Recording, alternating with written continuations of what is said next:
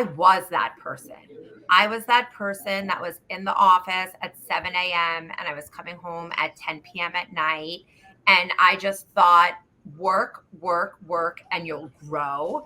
And while it was effective for a period of time, like, how does one maintain that long term? Got questions, we bring the facts. From proven pros who walk the tracks. Business life, no smoke, just flames. Ask the experts, David Williams brings the game.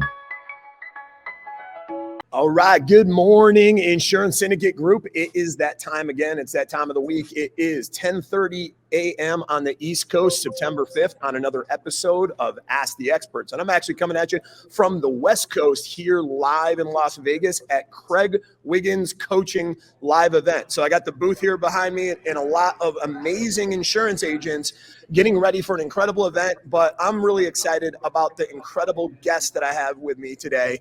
Good friend, Miss Christina Shaw. I'm with Shaw, the hashtag I'm with Shaw. You can also check out our website, I'mWithShaw.com, where she is crushing it in the insurance game. Been an insurance agent with Allstate Insurance since 1999, a bit of a serial entrepreneur with her marketing business too, helping other agents market their personal brands. She's also a Ray Lynch Award winner at Allstate, which is one of the most prestigious philanthropy awards at Allstate. She is a super mom. She just absolutely does it all. And what she's going to show you today is how you too can do it all while maintaining work-life balance in the new digital age. And I'm excited to welcome Miss Christina Shaw to the show today. How are you, my friend?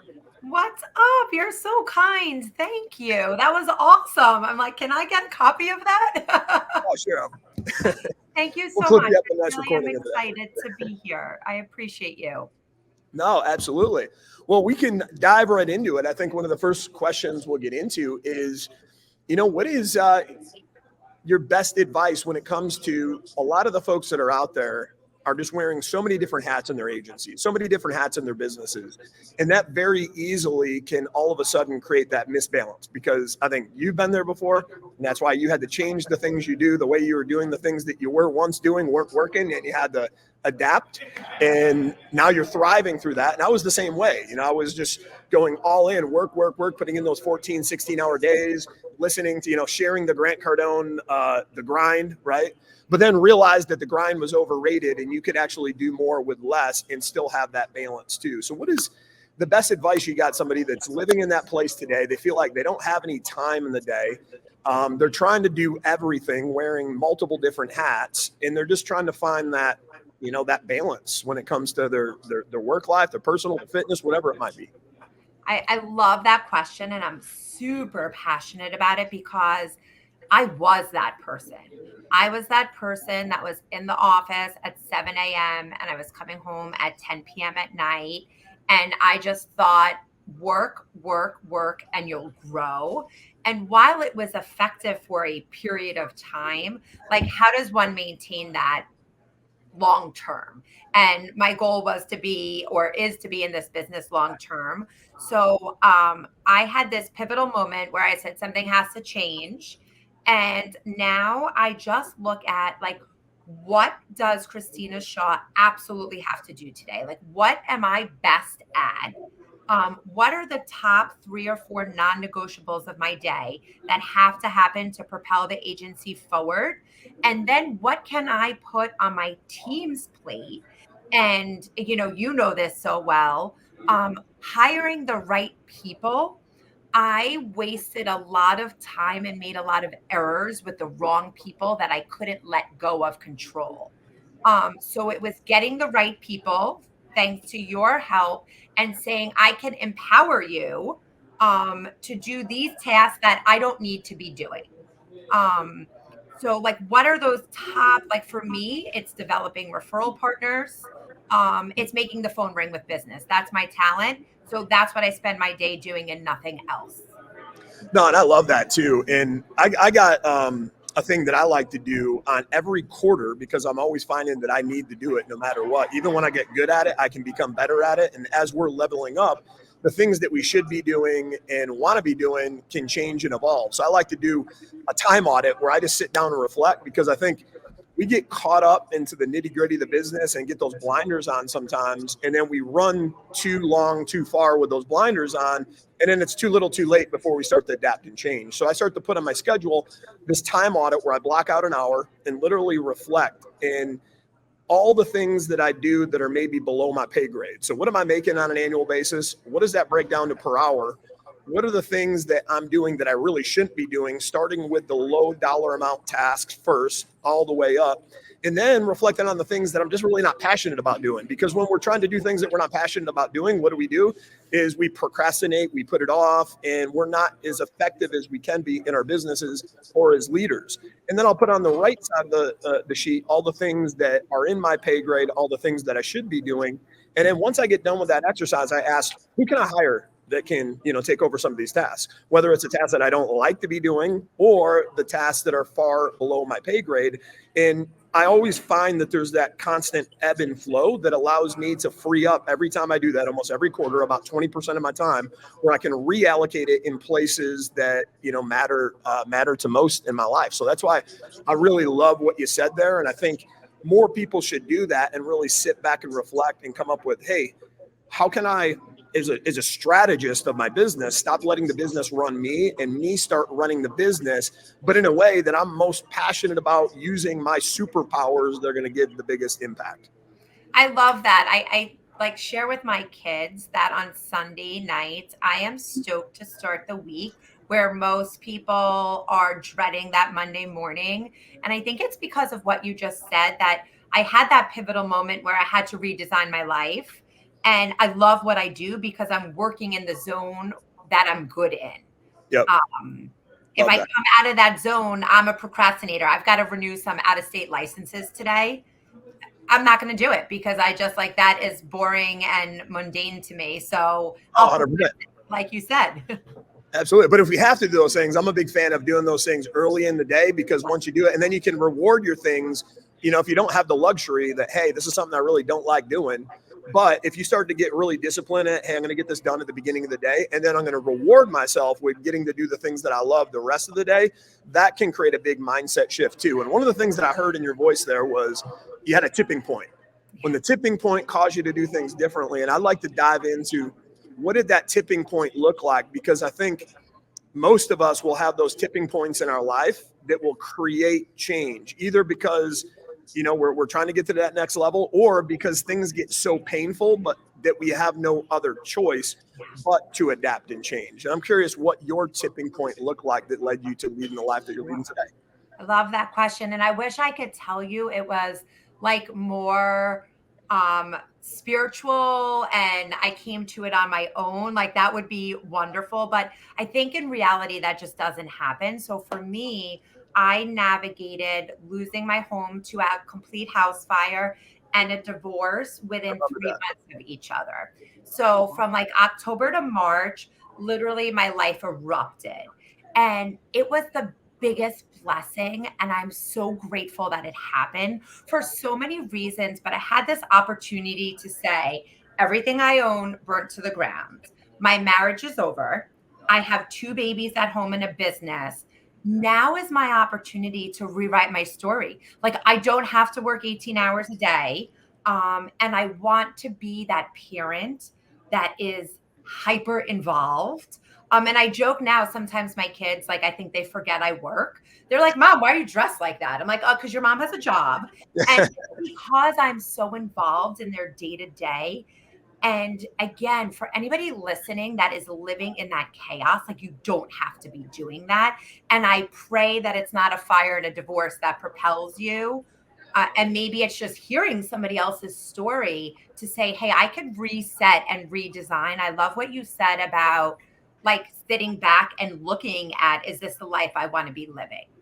Absolutely. Yeah. And one of the things that, one of the things that I see there too is a lot of times people can face those challenges and look at them in a different way that you did. The one thing I love about you is your optimistic approach to everything, the glass half full approach to everything. I think a lot of people will look at that sometimes and they'll be like, Dave, you got the rose colored glasses on again. But there's something to be said about having that sort of mindset, because I used to think that the things that were happening to me in life that I didn't maybe agree with or want to have happening at the time were happening to me. But then when I realized later on in life and got a little bit wiser, I realized that they were happening for me. And I think if you can do exactly what you did there and realize the things that are happening to you are happening for you, and look for the silver lining, look for the blessing that's in it, that's what you're going to do, is you're going to attract more of those blessings into your life, and your life is going to constantly evolve and change. But I want to hit on that because there's so many people that are out there that might get so caught up to sitting in their setback, that they sit in their setback so long that they become cemented in their setback. And that's why you talk to those individuals over on. Every time you talk to them, it's like there's two different types of people in life. There's the type of people that negative things happen over and over again, and you talk to them 2 years later and negative things are still happening. And then you talk to other people and it's like no matter what they're doing, it's like they got the Midas touch, and everything that they do seems to have this flow to it. And I think it all comes down to that mindset and how we look at the things that are happening for us in our life, and just changing the way we view those things. I love that so much. And it's not to say that that period of my life, it was brutal. Like I was living in a rental home, raising babies, navigating being a single parent. Like, this is not easy stuff. But when you help yourself, right? So I got into therapy. I'm a student of meditation, all this stuff that I did in the self-care department. And I said, I'm going to give myself a year to regroup as a human. And then I kind of like popped out. I'm like, I'm back. But you have to do the work. So it's the choice of, I can complain, or what am I doing to move this situation forward? We all have ugly at some point in our life. We have challenges, whether it be health or family or whatever it is. And so how are you going to take that, and what are you going to do to move forward? It doesn't mean you can't like be sad and grieve, but I found it to be a blessing that I had the kids in the business, because our customers don't care, right? I had to show up and be an insurance agent. And I thought that was a blessing rather than woe is me. No, I love that. I love that. And, I think one thing that's important when it comes to having the balance like you have is having just a really high level of discipline in a routine. So I'd be curious, what is a routine in the day of life of Christina Shaw look like that allows you to have the discipline that you do? I love that question. And I always tell people that I am successful because I am highly disciplined and insanely persistent, right? Like, I don't have any special talent that somebody else doesn't have or has. I always, when I wake up, and I know people like say, don't do this, but I make my cup of coffee and I look at my emails, and I take a few minutes to look at my day and make sure it's what I think it is, right? Like, okay, this is what I have to do today. These are my non-negotiables that I must do in order to have a successful day. And then I do my mom thing with the kids, right? That is my priority. And then I'm a big believer in be where your feet are. So when I am working, I am laser focused. I am not thinking about what I have to do tonight with the PTA and dance and whatnot. And I'm just laser focused in my work. And then when I leave work and I'm with the kids, I'm laser focused with the kids. But I also believe that it is not like these individual silos. We're entrepreneurs, right? So when the kids are, doing their homework or whatever it is, I may hop back onto my email for an hour and catch up on work. I don't believe in this like 9 to 5 work day anymore. I may stop work at 3:30 and I may pick it back up at 7 and go to 11. Some days I may be at my desk early. Like, I just believe in being very flexible, but disciplined. Like, each day looks different, but it must be organized. Absolutely. No, couldn't agree more with that. And that's what I had to start doing too. Cause it was like, every time I went down a lane, I'd go like running 100 miles an hour, trying to break a 4-minute mile in business. And then everything else was falling apart. Yes. Relationships and health and everything else. And then all of a sudden you start to give attention to one of those, but you do the same thing. You become singularly focused. And then you're never given like equal attention to all the things that matter most. So I got this rule that's my 1% rule, where every day, because I think sometimes we're trying to change too much too fast. And sometimes we got to give ourselves grace and realize that, hey, change and great things come over time. And if you can just get 1% better in every core area of life and think with that lens, hey, today my goal is I have to, no matter what, be 1% better in my faith, 1% better in my business, 1% with my family, 1% better in my health and fitness. And then what does that break down to from a macro standpoint? What are the activities that I need to do today that make me 1% better? And then if you build those disciplines and habits there, now you're building into disciplines and habits that keep you in that balanced state, which it sounds like you are doing and you're thriving with it. I And love the grace. You just said that. And I hope people hear that, to give yourself grace. Like last night, I thought I could cook dinner. I couldn't. The kids had hard-boiled eggs and raspberries for dinner. I don't know if that makes me mom of the year, but it was the first day of school. We had dance. Like literally it was 9 o'clock at night. And I thought, when are they going to stop talking? I am so tired. And I gave myself grace. I'm like, I'm doing the best I could do. And tomorrow's a new day and I'll be more organized with dinner. So I think we're hard on ourselves too when we mess up, and that's silly. No, absolutely. And I know to really maintain and protect that discipline and that routine you have, what do you got to have? You got to have a good team around you. And I know everything that I'm seeing with you, you got an incredible team, but also have a great culture. If you could tell us a little bit about what the culture looks like in your business, what it looks like in your agency of the team members. I look at that as your guiding council that's around you, your cabinet of advisors and supporters that are around you that allow you to thrive in the position that you thrive best. What does that look like inside your operation? Well, anybody listening that doesn't have a great team, use me as your poster board gal, because my team for many years was a serious train wreck. It used to be a joke at the holiday table, like, how many people did you hire and fire this year?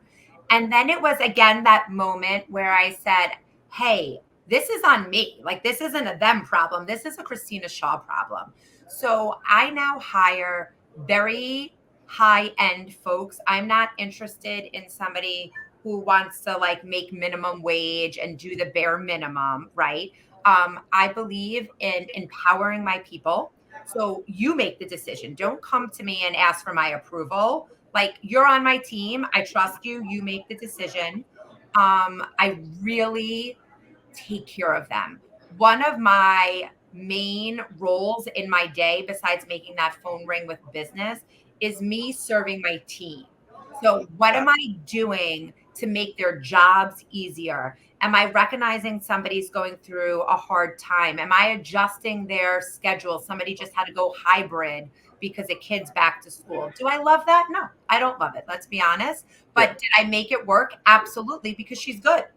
And we're segmented. So I have service folks and sales folks and then marketing folks. And everybody knows exactly what they have to do. Like, people rarely cross over unless somebody is out. And I think that allows them to really grow in that role. There's no confusion in what they should be doing. No, I absolutely love that. Love that. And I love what you said there, really serving your team, right? Because I think, a lot of people will come in from the perspective of a manager managing their team, but you come in from the perspective of leading with your team, but doing it in the best form of leadership possible, servant leadership. And I think, what it does, we live in this world where, some of the things that we chase, some of our goals aren't as important to our team members. So what we got to do is connect our goals to theirs. And when we're serving them help their goals, I think it was a Zig Ziglar quote, right? You help enough other people get to where they want to go in life, you'll never have to worry about your own destination. So if you lead in the lens of servitude like you're doing, where it's not about, hey, why don't you have the number of quotes in today? Why don't you have the number of dials in today? And you're making it all about the metrics. You're making it all about you. It's instead, hey, we sat down and had that vision board, and you said it was important to get out of that unsafe community, get out of that cramped apartment and get into the new house. And you needed to have $1,232 more in income a month in order to do that. So you're here 8 hours today anyways. Why not show up? Is it fair to little Johnny or little Jane at home that you're not showing up today? That's costing them maybe another day, another week, another month, another year. from getting to that place that they deserve to be. And now what you're doing is you're supporting them and holding them accountable from a lens of leadership that's compassionate, but it's actually tied to their goals, but in retrospect comes back and goes to your goals. And I think if you serve people enough, there's that rule of reciprocity where people want to serve you back in return, where, that can become just a powerful force inside your culture, inside your business and agency. And you can take that with your team. I love that. And translate that to your referral partners. So I get asked all the time, like, hey, Shaw, how do you support your agency just on real estate leads? And it's that same philosophy of how am I improving your business? How am I improving? Maybe it's your personal life. Maybe I can't improve your business, but if you like pit bulls, I'll come and volunteer with you this weekend. And if I serve my realtors, the phone rings all day with business. I don't have to say to them, hey, can you refer me? It's innate because I'm serving them. No, I absolutely love that. And I know one of the things that you're real big on that helps you in the grand scheme of all of this is leveraging technology to do some of the heavy lifting for you. Anytime that you can leverage technology, you can automate.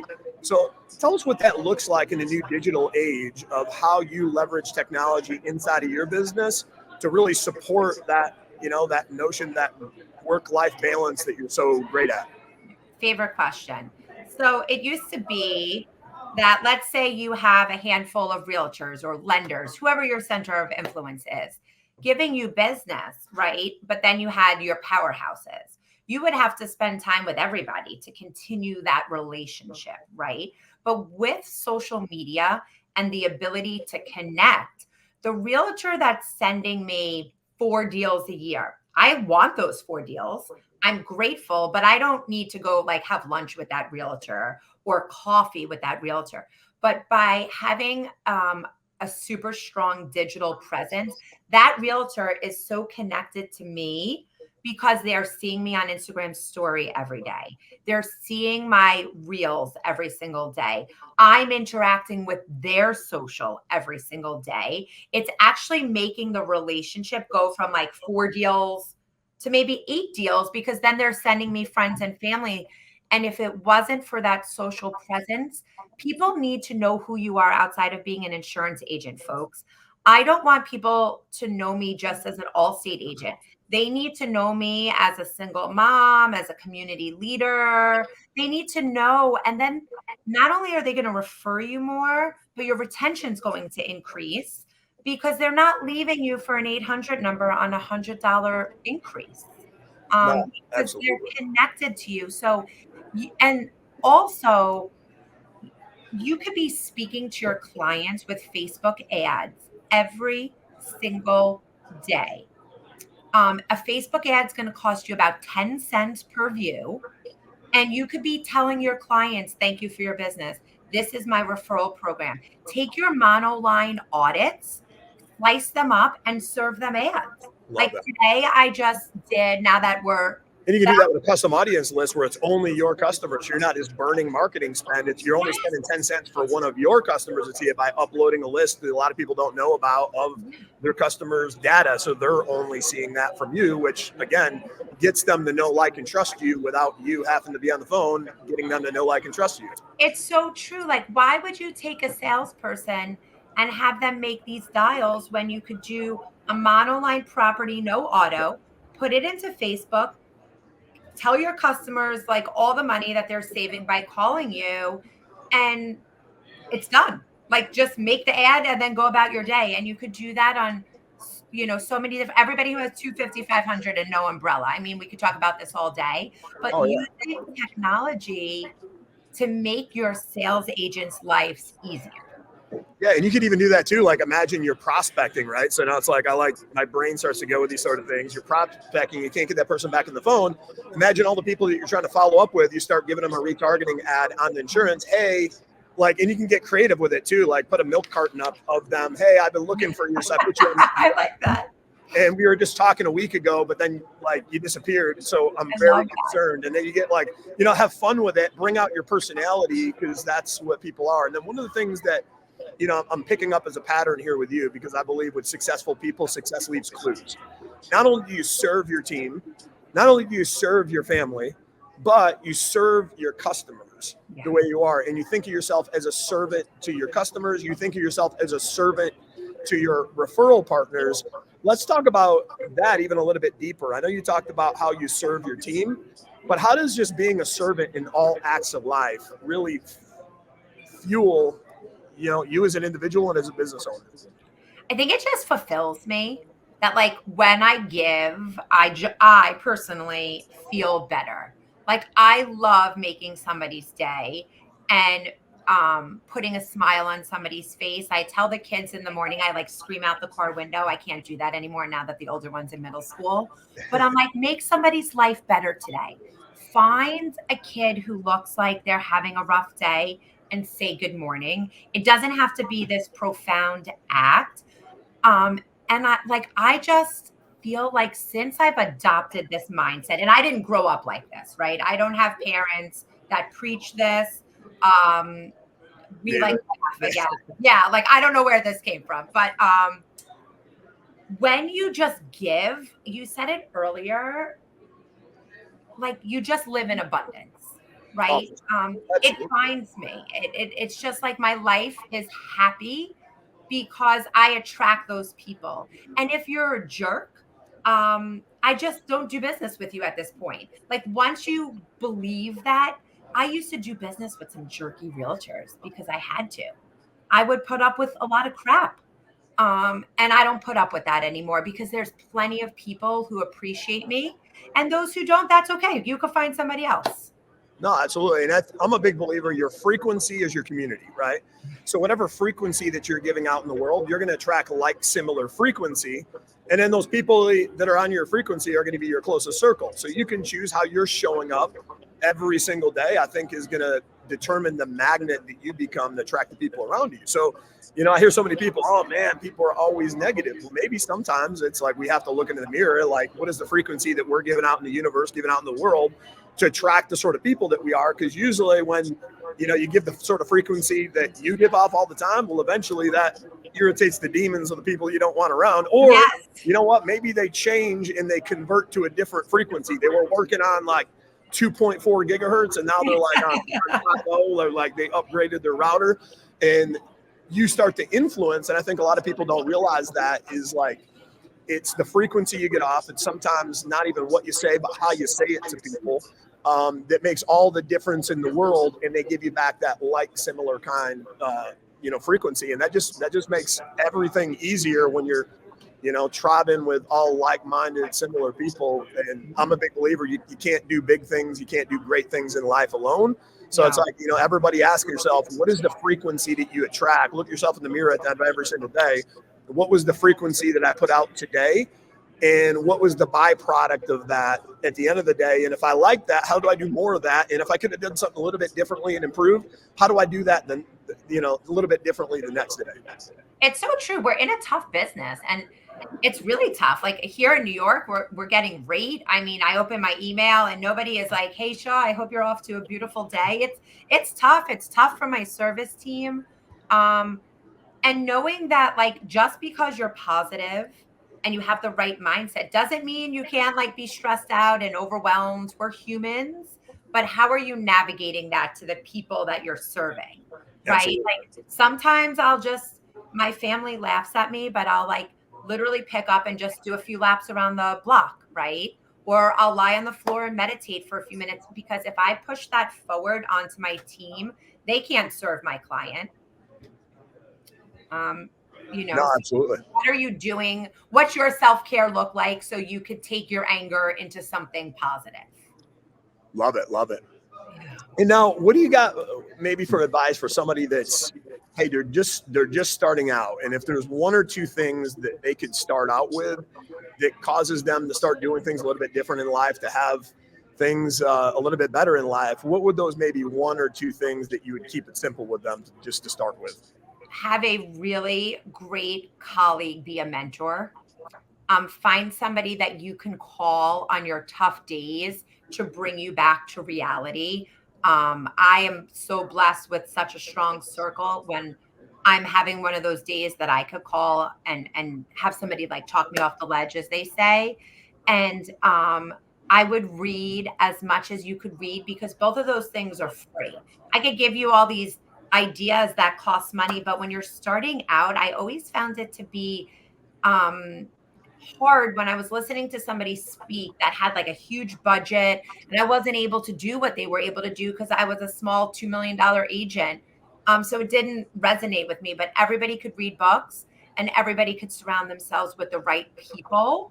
And if you just keep a journal of everything you want to do, whether you read it on a Facebook group or somebody tells you, and you may not get to it today, tomorrow, or the next day, but I love going back and looking at my journal and saying, look at what I accomplished. Like, I took this idea from you and this idea from that person.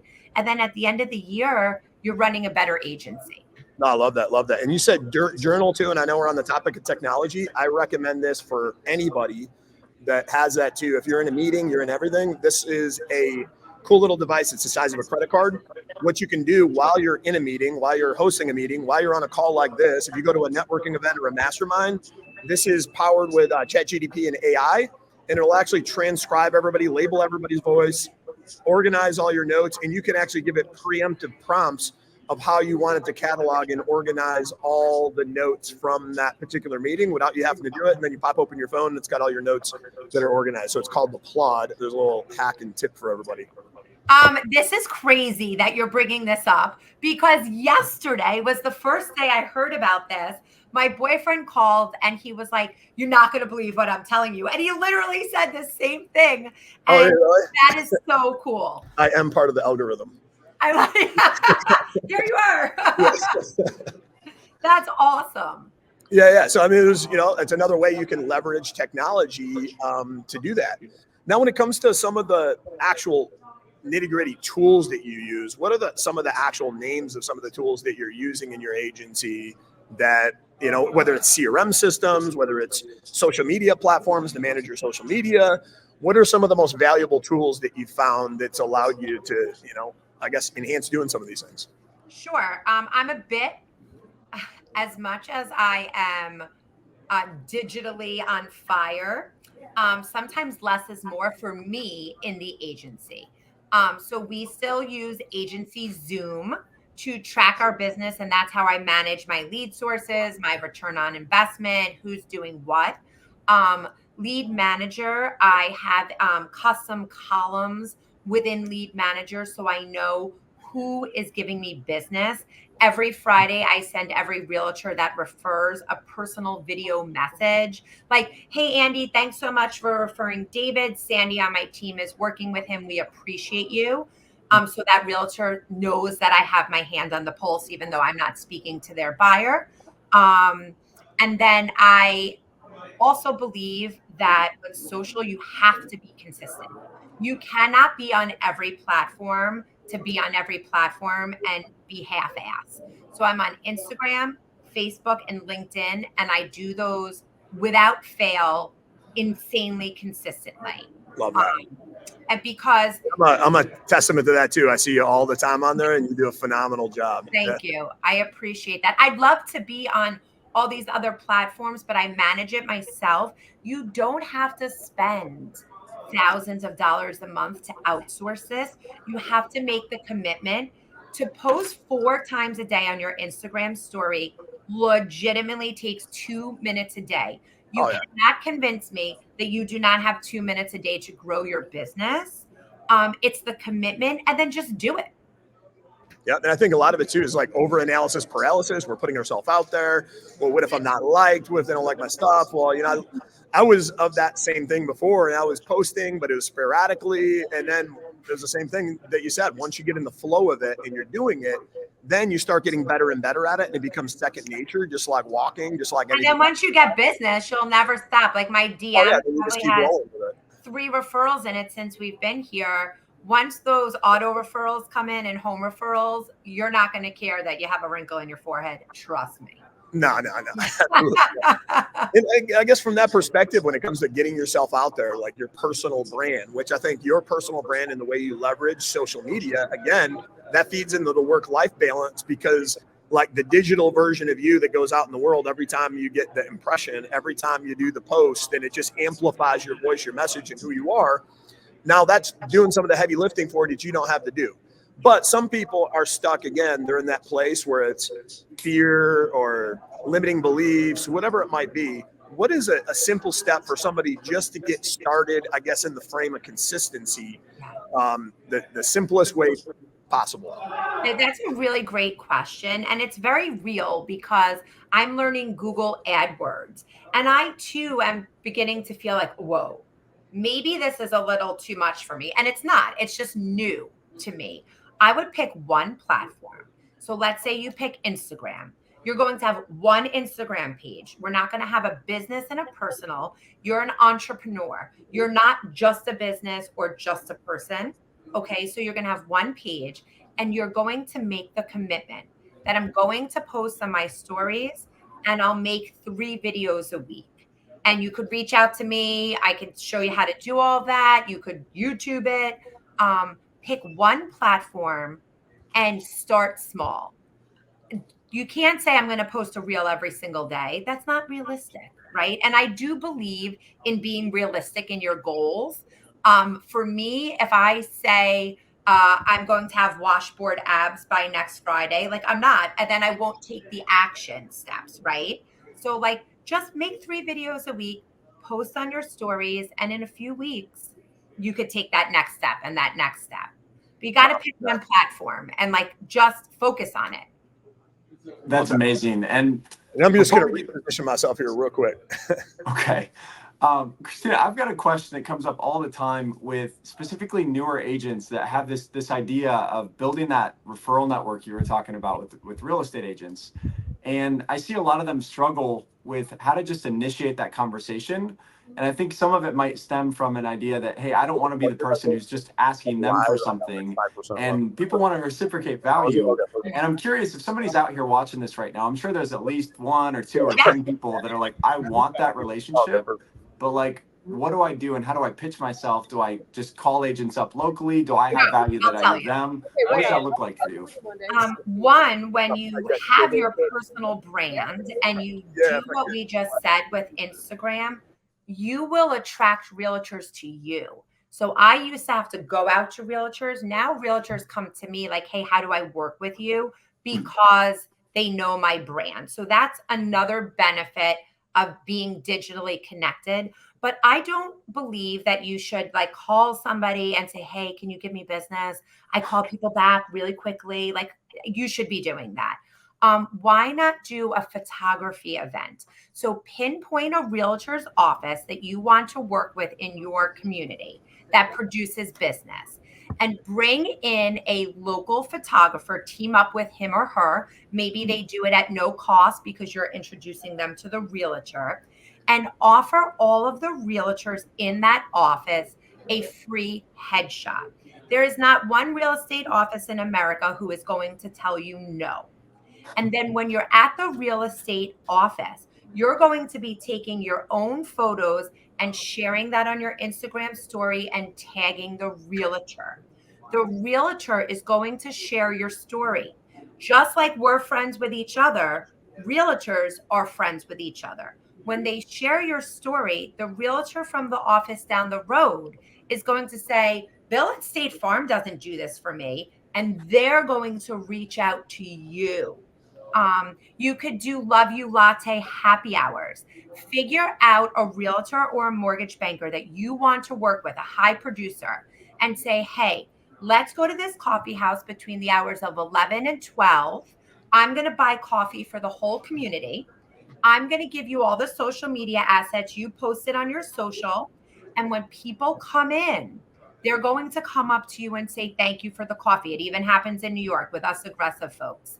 And guess what? Then you get love coffee too. So it's a lovely. Yes. Oh, I'm on my like 100th cup already. Yeah. I got your signature here. I love it. I know. I haven't hit my Starbucks yet. So that person, that realtor now is going to be able, or mortgage banker, talk to 100 people in the community that you're buying coffee for. It's going to cost you $80. You're going to put that on your social. Like there's so many creative ways to get to the people you want to work with without saying, I'm going to return your phone call and I have good rates, because nobody cares. No, I love that. And the cool thing about what you're saying there too is the things that you're doing. I mean, they're simple to implement, right? But there's nobody else that's really doing them. So it's not like you have a ton of competition of all these other people that are trying to go above and beyond. It's like we live in the world of average. The force of average is around us every single day. So if you just do some certain things that allow you to stand out amongst the average, it's almost like you can create this dynamic where you really don't have competition anymore because you're doing the things that nobody does. And what do people like to do business with? Other great people they know and can trust. Yeah. But then what are you doing? You're putting out a certain level of frequency that's attracting the right customer that you want, because let's be real, there's, you know, the right customers, and sometimes there's the wrong customers that we don't want into our business. And what you're doing, everything that you're doing is really attracting that right customer through the frequency that you're putting out. It's so true. And I always say too, you as an insurance agent are already doing so much. Like, I bet you so many listeners, you're already awesome. So if you share that on your platform, like, why are you keeping it a secret? You would never list your house and not. So many of them are a secret, right? And you know what gets me too is like they're such an amazing personality and they have so much to give. But then you go to their website and they still got like the shadow silhouette. Like, nobody knows who you are. They don't even know your face. Like, they've never met you, they've never seen you, they don't know your face. But had they do, it would be pivotal and transformational inside of your business. So true. I'm running a Facebook ad right now to my zip code where my agency is. I was just testing that, and I'm getting so many quotes. And I think it's because that like personal brand is there, right? They're like, oh, we know that lady. Love that. Yeah. And, you know, going back to earlier in the call, one of the things that we talked about was like you being the Ray Lynch award winner. And I don't think a lot of people that are listening, especially if they didn't come from the Allstate world, how big of an award that is. It's literally one of the most prestigious awards that are out there when it comes to community activism, philanthropy. But tell us a little bit about, how that really ties into your business. Because one of the things that I hear out there a lot that, well, you know what, once I'm successful, then I'm going to start helping people. Once I do this, I can't wait to get there, and then I can start making an impact. But I think if a lot more people realize if they made that a part of their brand as a for-purpose business, that they can have their cake and eat it too. But I'd be curious to hear, how has community impact impacted your business? We all have the time. Like, nobody is that busy that they don't have an hour to go to the local food bank and, package up some groceries. Yep. Like, we're not, heart surgeons here, folks. We're insurance agents. So we all have the time.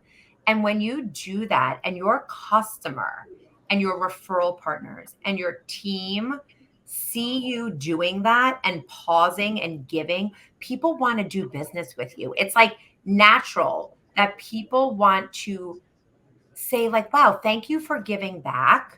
And it could be on a small scale or a large scale. Yep. So maybe you're a new parent and you really don't have that hour. Guess what? You could organize like a school supply drive on Facebook and tell people you'll pick up the supplies and drop it off at the school. Or you could organize Thanksgiving. Don't shoot me that I'm talking about Thanksgiving, but yeah. Thanksgiving's coming up. It's coming up in like a couple months. That's crazy. Like, you could post on social. At least we're in Florida. No. Yeah, that you're going to organize a food drive in your office, and people could come in and drop off stuff. So it doesn't always have to be like hours in your day. You could think out of the box if you truly don't have that time. And I promise you, it's one of those things you just have to believe the person. Yep. That when you get involved in the community, great things will happen. It doesn't happen when you're successful. You will be more successful by doing this. Yep. And then look, I want to be more involved too. There is a limit, right? But it doesn't always have to like require your physical self. You could have ideas, right? I'm doing a big walk October 6th. A lot of what I'm doing leading up to the walk is all on social. I'm doing it from my desk. I don't have to go anywhere. No, I love that. And I think a lot of people don't realize like that can actually be some of the rocket fuel, some of your marketing budget into your brand. And then that can help grow your brand where now those excess profits are actually causing your philanthropy to be on autopilot. Like I call that for-purpose business. And the best example I always like to give for that is Tom Shoes. They were a shoe company. They were a good shoe company. They had great sales, but they wanted to become a great shoe company. So what they started to do, they looked at their average cost per shoe, which is $40. And they said, you know what, we want to start making humanitarian impact and make that part of our brand. So we're going to actually just increase the price of our shoes by $45. So it's $45 per pair. And for every pair of shoes we sell, we're going to bless somebody with a pair of shoes that's in need, that maybe doesn't have them. So now you can either buy somebody, from one of the competitors that are over here, or buy from us and know that the same purchase you're going to make anyways is going to go to doing good and put shoes on the feet of somebody else. And if you think about your business in that perspective, could you add some of your marketing budget and say, they even talk about, people that are faith-based, like how you tithe. Could you take that 10% tithing and then actually put that into your business model where you're taking 10% of the profits and doing it in such a way that it grows your brand, where now the profits increase so exponentially higher than what you actually had before? That 10% is actually not taken away from anything, because some people will say, well, I don't have the 10% to give. Well, what if that 10% caused you a 30% increase in your business revenue that gave you X amount of profit increase, and now you're given a piece of that profit increase to doing good, and now you just started an engine inside of your business that's Love that. allowing you to. That is so brilliant. So brilliant. Even if you see somebody on Facebook, you see a lot of people, for my birthday, I'm collecting money for this. Donate $10, because you know what that does? It shows up in your feed. Andy donated to this. So not only do I want to help my friend, but I like doing it. Let's be honest. I'm running a business. I want that to show up in my feed. So you're like, oh, that's Shaw. She's always giving. Oh, absolutely. And, they probably don't have many people that are giving to those causes. She'll stand out, and it maybe cause a ripple effect too, and get somebody to think twice that saw you doing it. And what to do? Leaders lead, right? And I think it's just a leading by example like that causes other people to do the same thing. Also, ask your team. Like my office manager, she teaches yoga to veterans, right? Mm-hmm. So now it's kind of taken off, and one of her classes is during the workday. Cool with me. It's an hour. So ask your team, like, what's important to them, and support their cause. And if you are an Allstate agent, I pray you're using your 2 $500 grants. Allstate does make it easy to get involved, because you could also find an agent who's doing a big event for the $5,000 or the $10,000 grant, and team up with them. And that also gives you really good press. No, absolutely. I love that. Love that.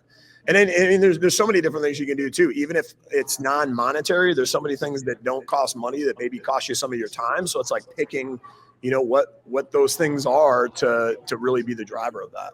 Yeah. No, volunteering at the kids' school. Like I'm not a domestic diva by any chance. Clearly, I gave my kids eggs and raspberries for dinner. But I'll volunteer at the bake sales and that is I get a lot of business from that. Here's a out of the blue question that is a little bit more on the paid side, because we're talking about philanthropy, we're talking about involvement, giving value. But on the flip side of that, if you were given a check for 50 grand today, and the person giving it to you said, you have to put this into marketing to grow your agency, and it can only be in one place. You can't diversify this over here and then over there. What is the one place that you would put the $50,000 into paid marketing that you think would have the biggest impact on your growth? That is an awesome question. And my answer is Facebook ads to my book of business and centers of influence. Wow. No kidding.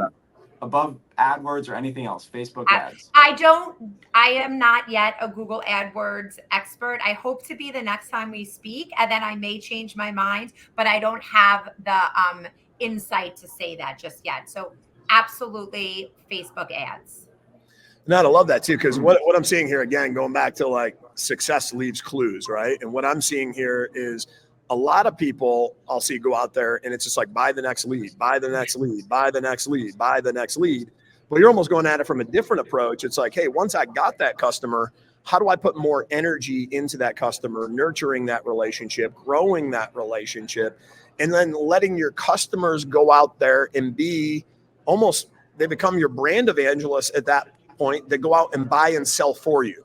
Like, I'll say that again, like you can build a relationship, I think, so deeply with your customers that now you have a community of people you know, like, and trust that buy and sell for you. So imagine everybody out there that's having staffing issue, everybody out there that's, hey, I need to hire another LSP, but I can't afford it. Well, what if you actually did what Christina's doing? Because that's what I see happening is a lot of your business has always been through referral business, but because you're putting so much time, attention, energy into your existing customers, you're empowering them to be those brand ambassadors for you. And they go out and buy and sell for you. And how much easier does that make your life and to hit your goals and to So much easier. I rarely am stressing out about numbers. What I think about is how to get to the next level, right? So like again, my Allstate agents here in New York, we had to do like a big life insurance number, right? Yep. I'm like well past that. I'm now just like, hey, how do I get to that next number? Because I don't want that guy to beat me, right? It just will happen. It just happens when you, and also you said something like stick to what you know works. The book, The Flywheel, which is like a shorter version of Good to Great, like stop going like this. I'm not saying don't try different things, how I'm going to experiment with Google Ads, but if something's working, drill down on that. Yep. Go from good to great. Don't like be a squirrel and go over there. Yeah, no, and I think that's super important because real easy people will give up before they hit that level of great, and it really takes on the momentum where they see the impact from it just because they get that shiny object syndrome. I don't like crush the world overnight, so now I'm going to jump over here. And then just before they get a huge breakthrough, they stop and they hop back over here again. And then they find themselves almost sitting in the very same situation that they were like 2 years later. But if you just go all in, laser focus, it's almost like I look at growing a business. It's like having a baby, right? So what do you got to do? You got to nurture the baby. You got to feed the baby every day. But what can't you do with a baby is like all of a sudden, you know what? I want my baby to grow faster. So I'm going to feed him 3 times as much, 4 times that analogy. as much. Well, the baby's just going to get sick. He's not going to grow any faster. And that's really not going to work out too well for you. And your business is like the same thing. I think relationships are the same thing. You can't accelerate that. But if you nurture and you nurture and you nurture, eventually you're going to get that result that you're looking for, and it's long-term and it's sustainable. Long-term. I think that's the key, and sustainable. No, absolutely. And, one other question I wanted to get into too, because I know you're real big into digital and technology and leveraging it. Let's talk a little bit more about AI. Like, how are you maybe using AI inside, or as you're seeing it evolve, how do you see AI kind of, evolving inside of, your business that helps amplify everything that you're trying to do? Great question. So one, I do a lot of email marketing. Email marketing is not dead, folks, to my centers of influence. I have a sick open rate, like 70+%, because I'm not emailing you that it's sunny outside. Like my emails have really good stuff in it. Yep. So I get a good open rate, and I use ChatGPT to write my emails. So I will say, like, this is what I want to communicate. Can you say it from the perspective of an insurance agent, and use these words? If you know me, I say things like blessed and grateful and abundant, and I want it to be my voice. So I'll make some light edits, but there's no reason for me to sit down and write out War and Peace when ChatGPT. No, absolutely not. For me. Customer emails, I haven't done that just yet, like here and there, but by and large, like my e-agent templates, so my CRM templates, yep. I've used ChatGPT to redesign them. And what I also do is I will take a post that I'm using, let's say on Instagram, and I'll put it into ChatGPT and be like, rewrite this and repurpose it for LinkedIn, because they're different platforms with different audiences. So I'll take like one piece of content with ChatGPT could really give you like 100 pieces of content. Oh, absolutely. So that's how I use it. I know like Kevin Spann, who was with you in Vegas, I think he like wrote the book on AI. Oh yeah, he did. Yeah. But that's how I use it. No, there's so many cool things you can do. We're actually adding it. We built Jarvie, our new software that's behind us too, that helps use AI to automate the hiring process, auto transcribes interviews, gives automated assessments instantly. Same thing on the training side, automates the role play process. And then we auto transcribe using AI, those role plays, doing a comparative analysis to like what they should be saying in the sales process, giving them a score to help automate this. So there's so many things that you can do with AI that I think a lot of people don't realize it, where if you really just dig in and embrace it, we're heading there, right? And it can really make a profound impact on your business. I love that. It's like one of those things that it's just so wild how simple it is and how much it can do. Oh, and you never would have thought we'd be here today with some of the capabilities that we are. Like, we just built in the Ricochet, the CRM. We're now in a live sales call. We're going to be able to have a scorecard for your team member of all the things you want to do, ask for referrals, cross-selling, everything else. The AI will analyze their voice in real time while they're on the call and put a scorecard in front of them and start green checkboxing all the things that you want them to do during the sales process, and give them a little red X during the call so that they actually can go and strive for a perfect score during the call. In real time. So we got that that's going to be launching soon. And it was like, who in the world would have thought we would have had the access to this sort of technology to build that, to make, and now and it's basically like you're using AI to automate the coaching and training process for you to help start make your team members, way better than they were. It's amazing. That is so amazing.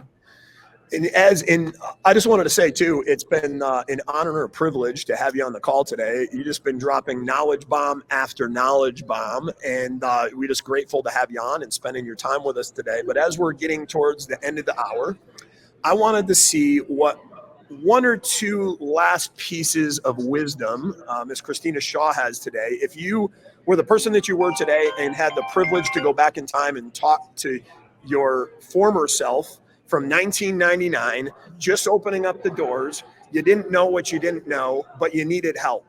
What were those maybe one or two golden nuggets that you would love to give yourself that could be transformational in your growth and your journey that you've already been on? You are in control of your schedule. Prioritize your day. Be where your feet are.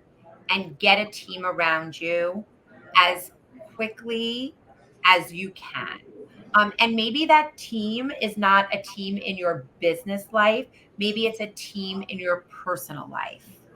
Maybe it's outsourcing, cleaning your home, or whatever that example is, so you can focus on growth. Oh, 100%. Yeah, get just a team and really just being present where you are and getting in control of your day. Otherwise, I was a successful train wreck, but I was a train wreck for many years. We've all been there. Don't miss those days. No, I absolutely love that. Very, very wise word. And, the last thing that I'd want to hit on is, I know you got some great things on the social media marketing side, and you actually work with some agents. Maybe go into a little bit about what that looks like and how people can work with you and what working with you actually looks like. I love that. And thank you for that opportunity. So I have a 6-week boot camp that you can attend live or pre-recorded. And what that's going to do is teach you how to do what I'm doing. So you learn the skill set and you have it forever, and you do not have to pay somebody to manage it for you. I'm going to teach you how to have a brand. I'm going to teach you how to get referral partners. I'm going to teach you Facebook ads, and I'm going to teach you an Instagram strategy. And then I have a monthly coaching program that's like less than your cup of coffee a day, where each day I say, hey, this is what I'm doing on social that you could emulate. We do a once a month coaching call. And the best part is I edit all of your videos for you. So if you want to have professionally edited videos like I do on my Instagram, that's part of the monthly coaching. I'm crazy. Like, I shouldn't do that, but this is my passion project. I want to see every insurance agent have a strong digital media presence. So you could reach out to me on Instagram or, of course, in the office. No, I love it. I love it. And I know I've talked to many people that are working with you, and they have nothing but raving things to say.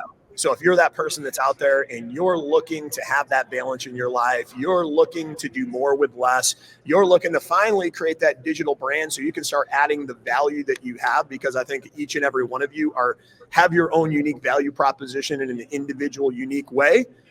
Christina is going to be the way to help bring that out of you.